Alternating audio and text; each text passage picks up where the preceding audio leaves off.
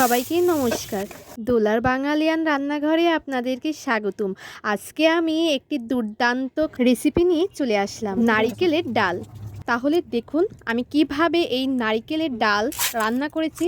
প্রথমেই আমি ছোলার ডাল নিয়ে নিলাম 1.5 পোয়া, 2 থেকে 3টা তেজপাতা নিয়ে নিয়েছি, পরিমাণ মতো লবণ নিয়ে নিলাম, এখন পরিমাণ মতন হলুদ নিয়ে নিলাম, সামান্য পরিমাণ তেল নিয়ে নিলাম, সয়াবিন তেল নিতে হবে।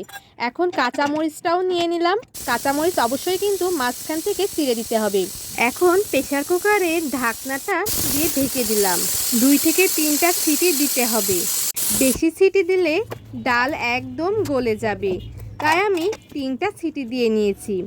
দেখুন 3টা সিটিতেই ডাল কতটা সিদ্ধ হয়ে গেছে আর নরমও হয়ে গেছে। এখন ডালটি একটি পাত্রে ঢেলে নিলাম, 1 চামচ লবণ নিলাম, 1 চামচ হলুদ নিলাম, কড়াইতে নিয়ে নিলাম পরিমাণ মতন তেল, নিয়ে নিলাম 5 ফোড়ন। অবশ্যই কিন্তু তেলটি গরম করে নিতে হবে। এদিকে নিয়ে নিচ্ছি শুকনো লঙ্কা, এলাচ, দারচিনি আর তেজপাতা, নিয়ে নিচ্ছি সেই কুড়ানো নারিকেল। আমি একটি নারিকেল নিয়েছি, নারিকেলটি সুন্দরভাবে কুড়িয়ে নিয়েছি। এখন এই নারিকেলটা আমি ভালোভাবে ভেজে নেব।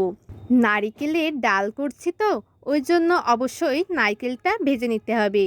আবারও নিয়ে নিয়েছি 1 চামচ লবণ আর 1 চামচ হলুদ, নিয়ে নিয়েছি আবারও সামান্য পরিমাণ সয়াবিন তেল, নিয়ে নিলাম আদা আর জিরে সুন্দরভাবে ম্যাশ করে নিয়েছি, এছাড়াও নিয়ে নিয়েছি শুকনো লঙ্কার গুঁড়া। এখন সিদ্ধ করা ডালটি ঢেলে নিলাম, ভালোভাবে নাড়াচাড়া করে নিচ্ছি। দেখুন কতটা সুন্দর লাগছে। আমি আবারও নিয়ে নিচ্ছি গরম মশলার গুঁড়া। মশলা যত বেশি দেওয়া হবে খাওয়ার স্বাদ ততই বেড়ে যাবে। হয়ে গেছে আজকের মতন নারিকেলের ডাল। কার কেমন লেগেছে অবশ্যই কিন্তু কমেন্ট বক্সে জানাবেন।